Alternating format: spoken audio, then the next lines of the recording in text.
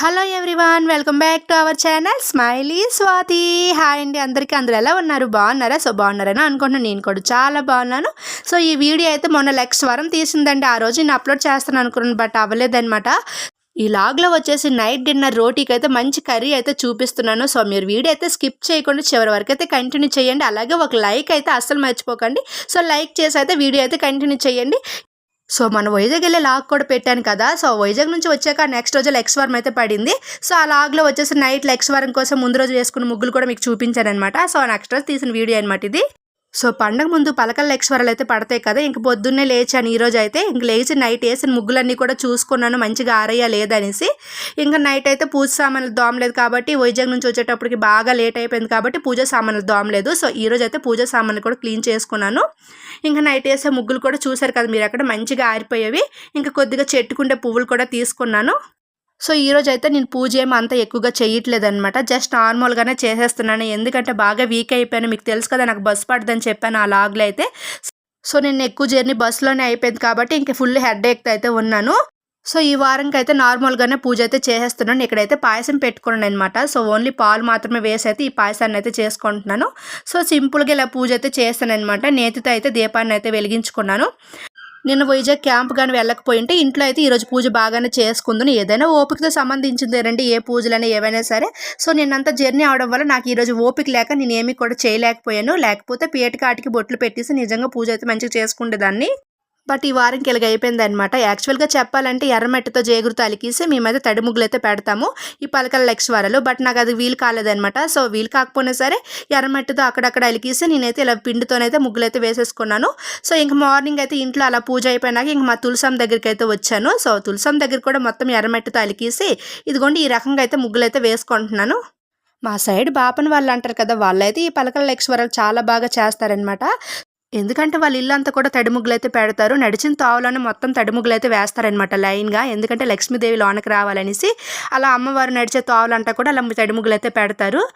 తడి ముగ్గులు అంటే అందరికీ తెలిసే ఉంటుంది కదా. నా మినీ లాగ్లో కూడా నేను చెప్పాను అనమాట. సో మొన్న ఈ వీడియో పోస్ట్ చేయకముందైతే ఒక చిన్న మినీ లాగ్ అయితే నేను అప్లోడ్ చేశాను.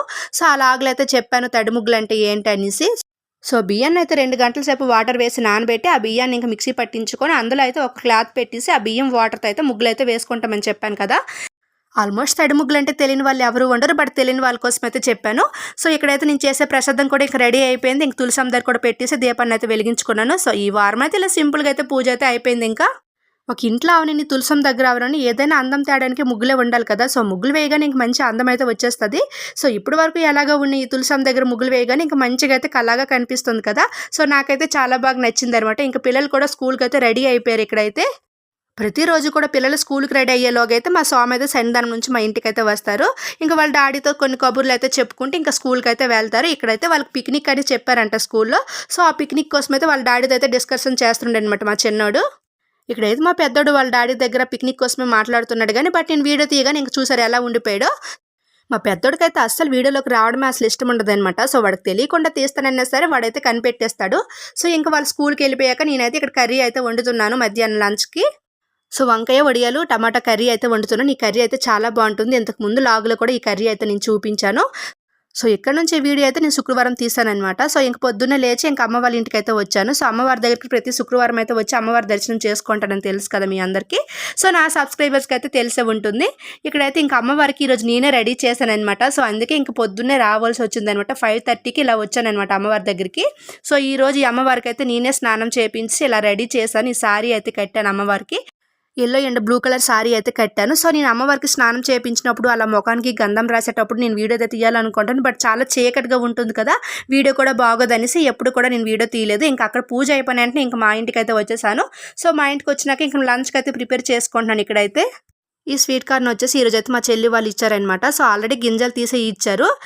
సో నేనైతే ఇప్పుడు టమాటా రైస్ పెడుతున్నాను కాబట్టి ఈ గింజలు కొద్దిగా వేసినా సరే చాలా టేస్ట్గా బాగుంటుంది అనమాట.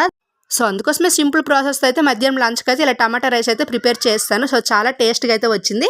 ఇంకా మధ్యాహ్నం స్కూల్ నుంచి మా పిల్లలు కూడా వచ్చారు కాబట్టి ఇంకా వాళ్ళకి కూడా పెట్టేశాను. సో చాలా బాగుందని చెప్పారు వాళ్ళైతే. ఇంక మీ ముగ్గురమే కాబట్టి లంచ్కి ఏదో ఒకటి ప్రిపేర్ చేసి అలా తినేస్తూ ఉంటాము.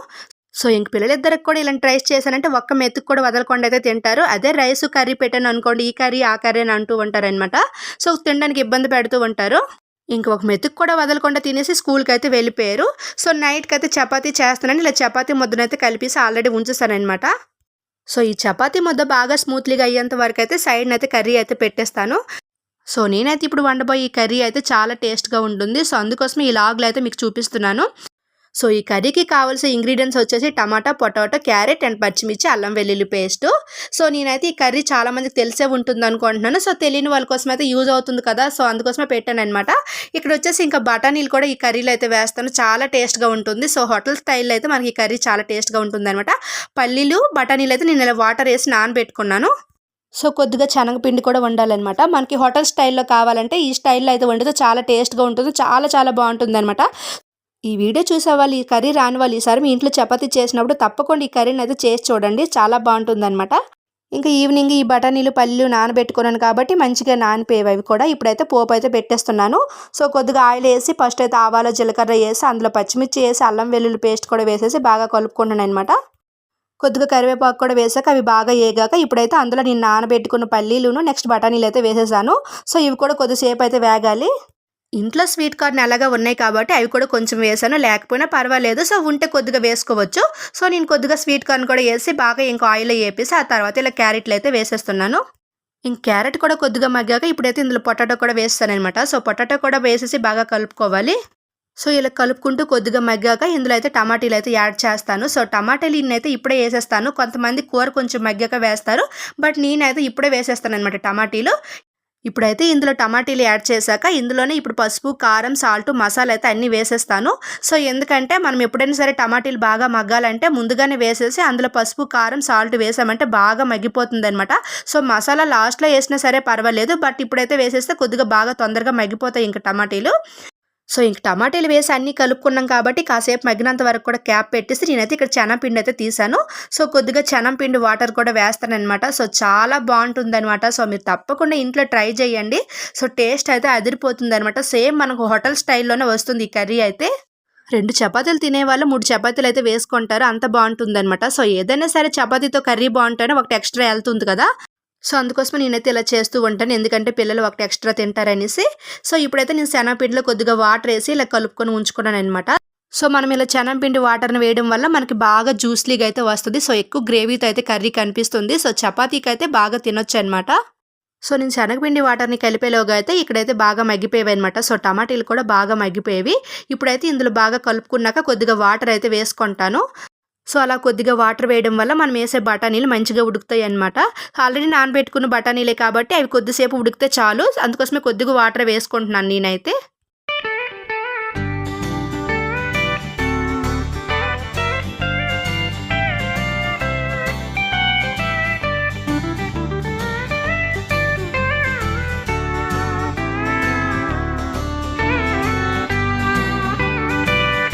సో ఇప్పుడైతే మూత తీసేసరికి అయితే కొద్దిగా ఉడికాయి కాబట్టి ఇప్పుడైతే ఈ శనగపిండి వాటర్ని అయితే నేనైతే వేసేస్తున్నాను. సో ఈ వాటర్ వేసి బాగా కలుపుకున్నాక మనకు వాటర్ బబుల్స్ పైకి ఇలా ఉడికినంత వరకు కూడా ఉంచుకోవాలి. సో ఎక్కువ టైం అయితే ఉంచకూడదు. ఈ శనగపిండి వాటర్ వేసినాక ఎక్కువ టైం అయితే ఉడికించే అవసరం లేదు, అందుకోసమే ముందుగా వాటర్ వేసుకొని కొద్దిసేపు అయితే ఉడికించుకున్నాము. సో ఇప్పుడైతే ఈ శనగపిండి వాటర్ వేసుకున్నాం కాబట్టి ఇంకా బాగా కలుపుకొని 2 ఉడుకులకైతే ఉంచేసి సరిపోతుంది. సో నైట్ టైం డిన్నర్కి ఈ కర్రీ వండుతున్నాను కాబట్టి మా వంట రూమ్లో లైట్ కొంచెం డల్ అని, సో అందుకోసం ఇలా డల్గా కనిపిస్తుంది లైట్ అయితే. ఆల్రెడీ మొబైల్ లైట్ కూడా వేసి నేనైతే ఈ కర్రీ అయితే వండి మీకు చూపిస్తున్నాను. సో ఇప్పుడైతే ఈ శనగపిండి వాటర్ వేసినాకైతే బాగా కలుపుకోవాలన్నమాట. అలా 10 నిమిషాలు అయితే కలిపితే సరిపోతుంది. మనం కలపకుండా ఉంచేసామంటే ఇంక శనగపిండి అనేది ఉండలుగా అయిపోతుంది. సో అందుకోసం అలా కలుపుతూ ఉండాలన్నమాట. మీరు ఇక్కడ చూసినట్లయితే ఆల్మోస్ట్ కర్రీ అయితే రెడీ అయిపోయింది ఇంకా. సో ఈ కర్రీ అయితే పూరికి కానీ, చపాతీ కానీ, ఉప్మాకైనా సరే చాలా టేస్ట్గా ఉంటుంది. ఇప్పుడైతే స్టవ్ ఆఫ్ చేసేస్తున్నాను. సో కర్రీ అయితే చాలా బాగా వచ్చింది. సో ఈ కర్రీ అయ్యేంత వరకు కూడా నేను ముందుగా చపాతీ ముద్దనైతే కలిపి ఉంచుకున్నాను కాబట్టి అది కూడా బాగా స్మూత్లీగా అయితే అయిపోయింది. సో ఇప్పుడైతే నేను చపాతీలు అయితే కాల్చేస్తున్నాను. సో మనకు బద్ధకం లేకుండా మనకు నచ్చినట్లుగా టేస్ట్గా వండుకున్నామంటే 1-2 ఎక్స్ట్రానే తింటాం కాబట్టి నేనైతే ఇలాగే చేస్తాను మా ఇంట్లో అయితే. సో ఇప్పుడు నా పిల్లలు కూడా లొట్టలు వేసుకుంటూ చపాతీలు అయితే చక్కగా తినేస్తారు. సో నా వీడియో కానీ మీకు నచ్చినట్లయితే ఇంకా ఎవరైనా సబ్స్క్రైబ్ చేయని వాళ్ళు ఉంటే ప్లీజ్ సబ్స్క్రైబ్ చేసి లైక్ చేసి నా ఛానల్కి సపోర్ట్ చేయండి. Thank you for watching. By by.